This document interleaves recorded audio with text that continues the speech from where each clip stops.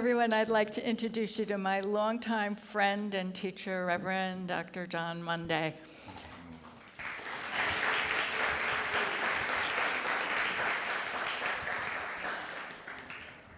He has a very long list of credentials, and he's an author, publisher, lecturer, and director of All Faiths International Seminary, the Miracle Studies program. He's been a Course in Miracles person since the beginning,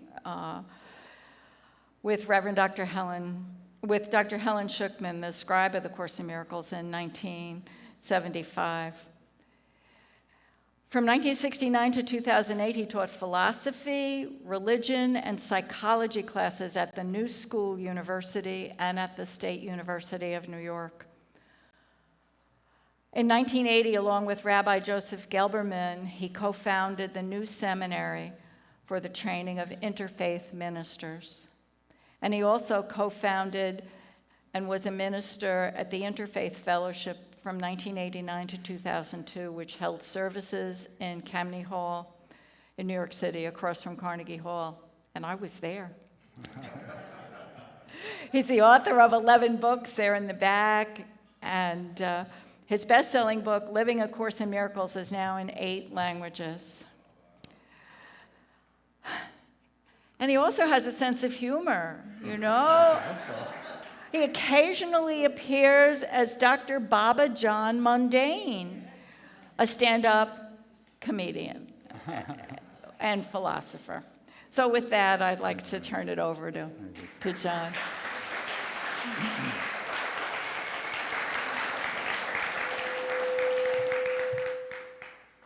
Thank you, Noelle. Noelle has been absolutely wonderful in terms of coordinating everything, in terms of my being able to be here today. I also like to thank Juan for taking the day off. And I hope he's enjoying himself wherever he's doing.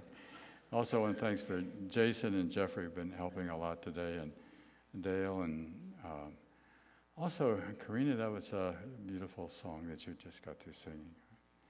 So we have a workshop this afternoon from 1 to 3 o'clock, which is really going to be a continuation of the message that I'm going to share for the next 20, 30 minutes, not 30, but 20 to 25. And I hope that some of you can stay or come and be with us. The title of our message for today is Living a Lucid Life, or Awakening in the Dream. This is a very common theme in the Course in Miracles. It's mentioned some 386 times. It's a lot. All right. So we're going to start with slides, and let's just go ahead and start with a slide. So the first slide, awareness of dreaming is the real function of God's teacher. So what that really means is to become aware of how much you are dreaming already right now. How much fantasy, how much illusion is going on in there. There's this thing that we all do, whether you want to admit it or look at it or not, called self-talk. You know the self-talk? You're talking to yourself? You idiot, you stupid, what did you say that for? My God, you know, you could have, you're getting lazy. Well, you're laughing because it's true, right? It's in there. But that's your projection. That's your dreaming of the world. So the Course is going to say, we have a slide about your nighttime dream and your daytime dream. It's just a dream, either way. Let me see if I can prove this to you a little bit. So just think for a moment about when you were 13 years old. Can you go back? Where were you geographically? What was your situation, okay? Doesn't that seem like a dream? Once upon a time in this land far, far away, there was a little girl named Noelle. And she had certain kind of experiences, right? But that's long, long gone, right? Now, what happens if, let's say, you lose your body? It's going to happen to everybody. In fact, it's one of the major emphasis in the Course in Miracles that I am not a body. You are not a body. Bodies are very temporal. 80, 90 years, maybe a little more. Out of here. So where are you then? Right? You don't have this story. You don't have this game. You don't have your geography. You don't have any of that stuff going on. I had an interesting experience back in 2001, or 21 rather. I had COVID. I had a pretty bad case of COVID. By that I mean it was 24 days in a hospital, locked in a separate room where the air only went to the outside and nobody could come in the room. It wasn't all properly garbed and all that. And what COVID does, I don't know how many of you had COVID, but it just takes your energy. It just saps you to no energy at all. The thought of getting out of bed and walking 10 feet to the bathroom, I don't know whether I can do that or not. I just don't, that would be a real effort to make that little walk, right? And so I thought I was going to die. And one night I said, well, I'm dying now. So I just sort of kind of laid back like, okay, I'm going now. And I heard a voice. This happened once in a while. Maybe you get it. Doesn't have, nothing big, but just phrases or sentences, but it was very clear. And what the voice said was, go or stay, either way, you will not lose your mind. The mind is the one thing you cannot lose. Everything, physical stuff, all the physical stuff, that's going to go. But the mind, you can't lose that, right? You could even think that your spirit, the part of you that the Course calls the mind, the energizing aspect of spirit. Right? So we're going to work now with some slides. So the Course says your awareness of dreaming is your real function as God's teacher. And so that to become aware of the world as a dream and your part in it as a dream, and a very common phrase in the Course is, this is an insane world, in case you hadn't noticed. Right? And there's a lot of it's always been insane. There's always been a war. There's always been wars going on. And wars are absolutely, totally insane. You know, in Vietnam we killed more than 1 million people, including 58,000 American soldiers, and spent $1 trillion and lost. I was reading the other day that Vietnam is now, it's a communist country, living based on Confucian and Taoist ethics, right?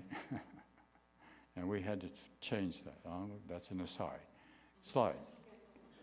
So the Bible says that a deep sleep fell upon Adam, and nowhere is there mention his waking up. Now, you and I, we are Adam and Eve. Right? So Adam, by the way, God did not kick Adam and Eve out of the garden. This is a very important point, different from traditional Christianity. We left. What happened was we said, thank you very much, God. I'd really rather do it myself. And God said, you got free will. I can't stop you. Go. I hope you realize that the dream you're about to create and the insanity that you're about to go into, can't stop it because you have free will. God has free will. And really a purpose and intention of the Course is to bring your will back in alignment with the will, which is what Jesus does, what Buddhist does, was to bring the will back in alignment with the will, and you're home. Now that's the hard, tough job, but we'll talk more about that. Slide.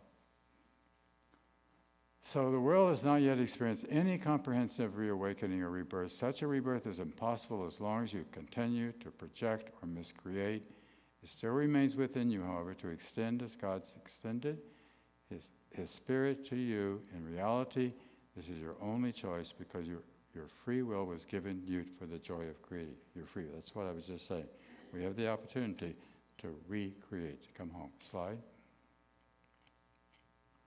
So I'm just going to talk about this one. So in dreams, there's a lot of importance. I highly suggest, by the way, that one of the ways of expanding consciousness is for you try to become more conscious of your nighttime dreams, because it gives you a much bigger world to be looking at and see what kind of information is coming to you in there as well. And if you can really do it, really wake up within the dream, that's what we call lucid dreaming. So lucid dreaming means you're aware of the fact that you're dreaming in the dream. What I'm suggesting today and this afternoon is you become more lucid about this as a dream. And when you become more lucid about the dream, then you won't, first of all, you don't have to take it so seriously, right? Because you recognize it's a dream, and not only that, but that it's insane. So you don't have to get plugged in so much. You don't have to feed the dream. You don't have to make the dream more real than it kind of already is. It's already insane. You don't have to be insane just because the world is insane. You can find that centered peace. That's one of the reasons I like Buddhism. So try to find a centered place, like the center of a cyclone. All this chaos is going on the outside, but you're okay. This is what Buddha says. Slide. So the Course mentions dreaming. It says that 368 times. It also talks about awake or awakening some 98 times. That's a lot. We've got to wake up.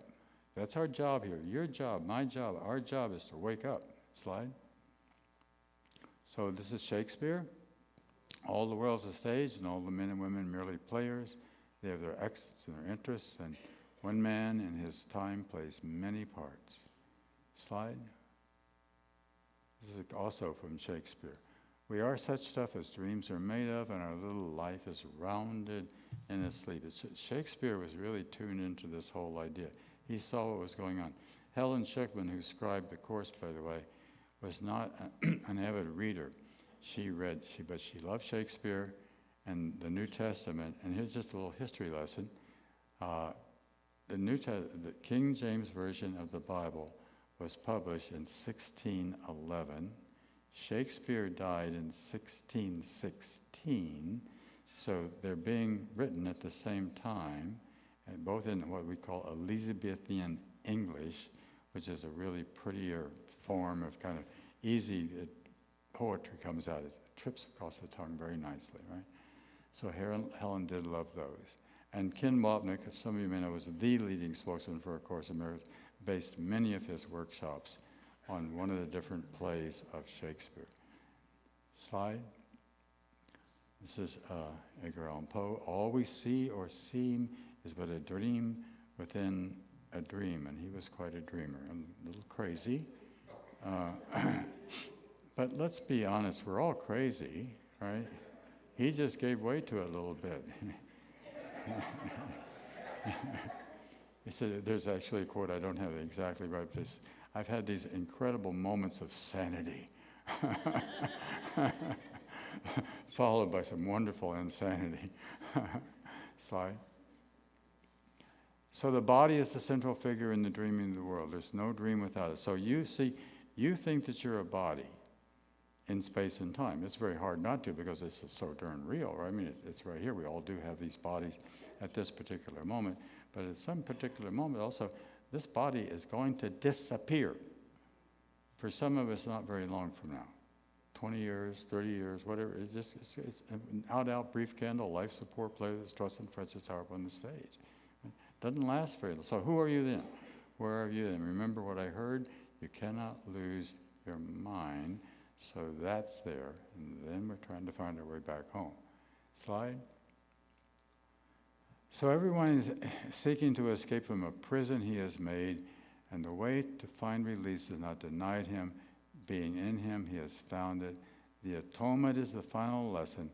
Learning itself, like classroom in which it occurs, is temporary. So one of the basic teachings of the Course, and there's nothing new about this in the Course. Every esoteric, mystical tradition I know teaches that this world is a school. It's a prison, and for a lot of people, right? It's what it is actually is it's a mental hospital. Right? And the thing is, we're trying to figure out how to to graduate. What you want to do is you want to graduate.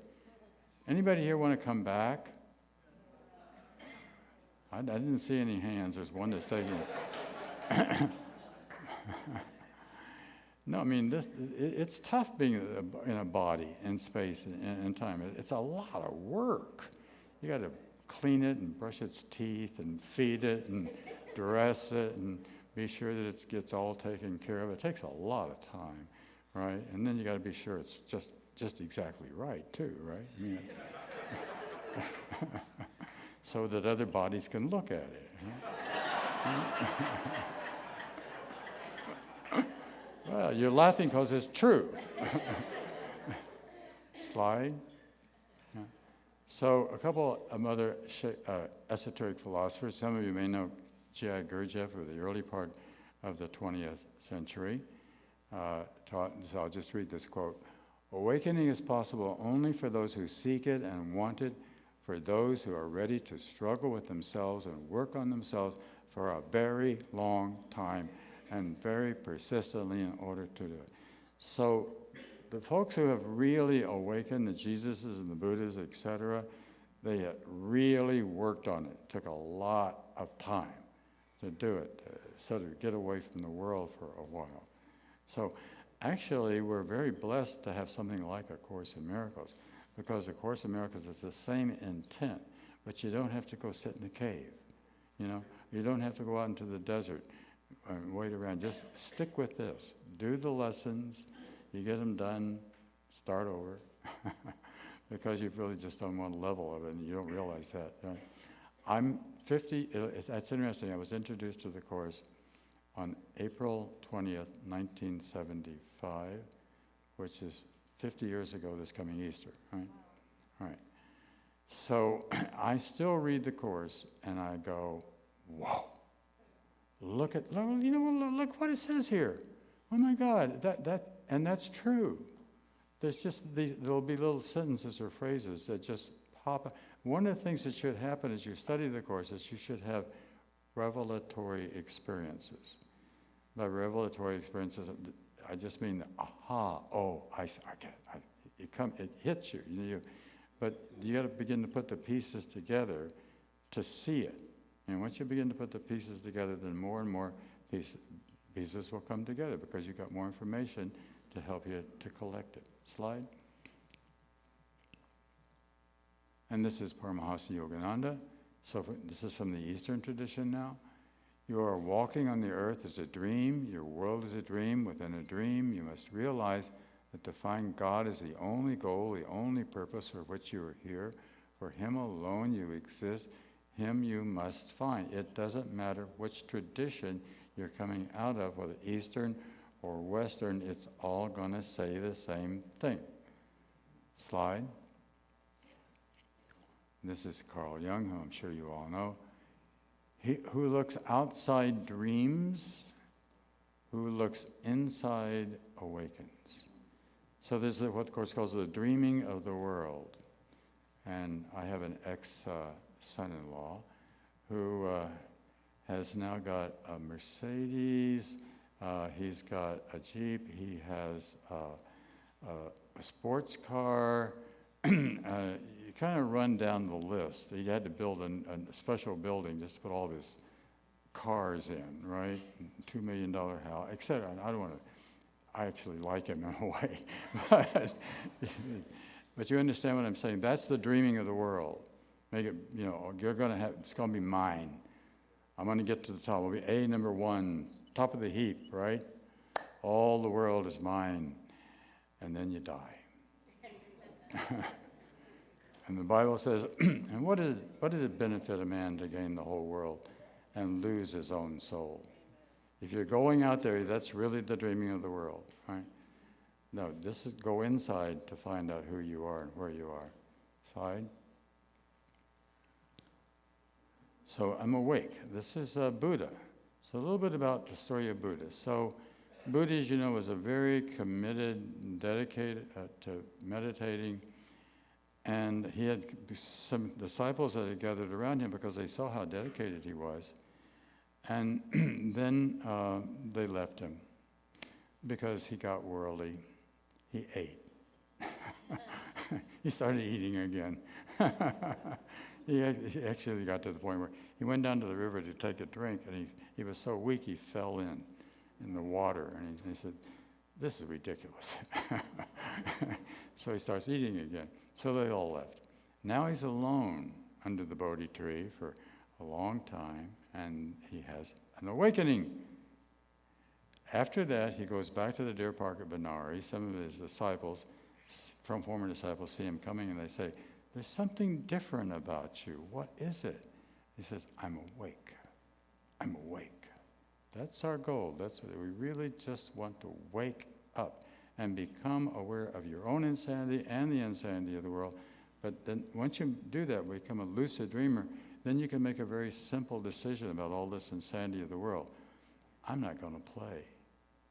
I'm just not going to. You can get in there and you can get to one side or the other side and you can argue and fight about all of that stuff, political stuff going on, or you can just stay center in yourself. And a couple of Christmases ago, I was with my extended family, not my family immediate, but the other side, and they're all talking about, politics, and I'm not contributing. I'm not feeding that conversation. So I became known as the silent one. My wife says, why don't you talk? Why don't you? Next slide. So it's interesting that Moses, Buddha, Jesus, and Muhammad are all off alone at the time of their awakening experiences, right? So in the Bible, Jesus does not one word of teaching until after his experience in the wilderness. Actually, the way it happens, it says he's baptized by John the Baptist in the River Jordan. And then the next line in Scripture, it says, after that he was led by the Spirit into the wilderness for a time of testing. Now, there's no real devil there. There's no physical being with horns and a tail and hooves and, all that kind of. The devil is in here. It's a split mind. It's a divided mind. Of course, so we all have a divided mind. It's divided between the ego and spirit. And so we're going back and forth between these two. And what we've got to learn how to do is only pay attention to spirit, because this ego thing, this is insane. Now, there's no such thing as an ego. There's no ego in heaven. That would be impossible. It couldn't possibly, because it's just an idea. It's just a thought of separation. It's a thought that I could be angry or get upset or have the right to do that sort of thing. Right? It just isn't even possible. So he has that's where he has his awakening, and then it says, after that he began to teach. He didn't know, no teaching until after that, saying, it's interesting what his first words were. You know what he said? I and the Father are one. I and the Father are one. All the way back. That's where the Course is trying to lead us to. All the way home. All the way back to recognizing your will, God's will. It's one and the same thing. They're not two separate wills. We get our wills back together as one will. You're home. And you are, in case you didn't know, you're the Christ. We're all the Christ. But you got to wake up. Remember. There's a big emphasis on the Course on remembering yourself. The other place is the main function of a Course in Miracles student is to remember yourself. The self is the Son of God. Slide.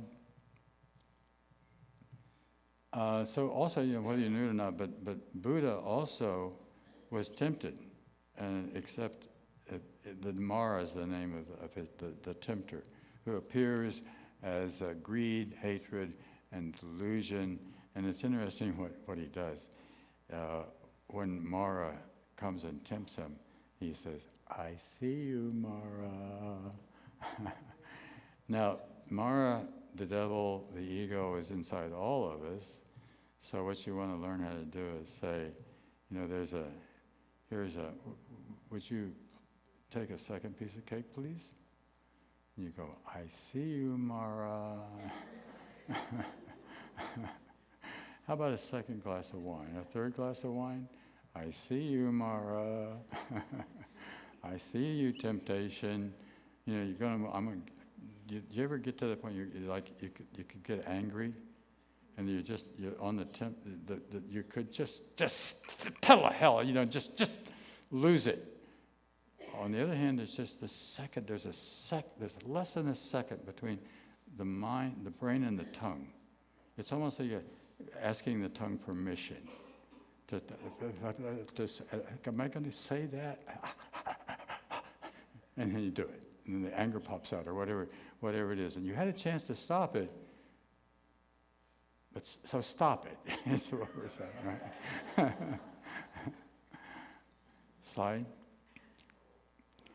So you dream of a separated ego and believe in a world that rests upon it. It's very real to you. You cannot undo it by not changing your mind about it. If you're willing to renounce the role of a guardian, your thought system and open it, I will correct it very gently and lead you back to the correction process is actually a very gentle process, and you will feel good about that. You feel good when you make the right decision. Of course, that's all about wrong-mindedness and right-mindedness, and the more you can get back in touch with the right-mindedness, it's all about Ken Wapnick, again, who is the major teacher of the Course in terms of historically and all that. Says, the central teaching of the Course is your decision. Everything is a decision. Everything. And we make thousands of decisions a day. I read about thousands, not thousands. Yeah, you do. Yeah, I read a book on psychology. Yeah, you make thousands. Yeah, sometimes there's so little, and most of them are unconscious. You don't even think about it. You just do it, right? Slide.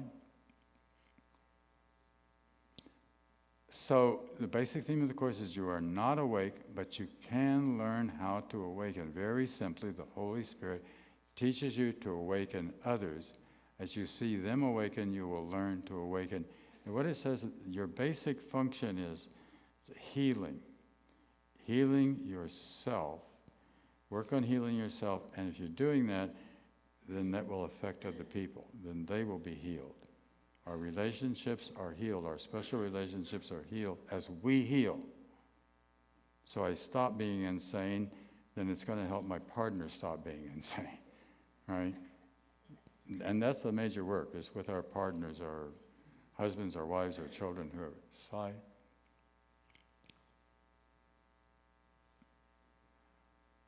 You seem to awaken and your dreams are gone, yet you are recognized what caused the dream is not gone. So that's the main thing. Be aware of what's causing the dream. And then that's what we call Charlie the chooser, or the decision maker of the Course in Miracles. Says it. Become more and more aware of the decision maker so you can make the right decision. Slide. And this will be our last slide. So projection makes perception. Now this sentence appears twice in the Course. This is chapter 13. It appears again in chapter 21. Projection makes perception. The world you see is what you make it. So we're all projectors. We're projecting the world. You are constantly evaluating the world. We're all constantly evaluating the world. Right? You're interpreting right now. You're projecting me. I don't mean physically. You're not that strong. But evaluate, well, who's he and why is he saying that? And then there's evaluating everything that happens, right? Good, it's bad, it's pretty, it's ugly, whatever it is. But it's getting back in control of that mind so that it's a very simple process. Is all we want to do is let the ego go. That's what the atonement process is all about. It's relinquishing the ego. It's letting that insane piece of us dissipate. And it can be done very gently and very easily. And you want to let it go gently and easily rather than getting hit in the face with reality, but by doing something really stupid, making those kind of choices. I hope that some of you can come this afternoon and we're going to go deeper. There's more slides. Thank you very much.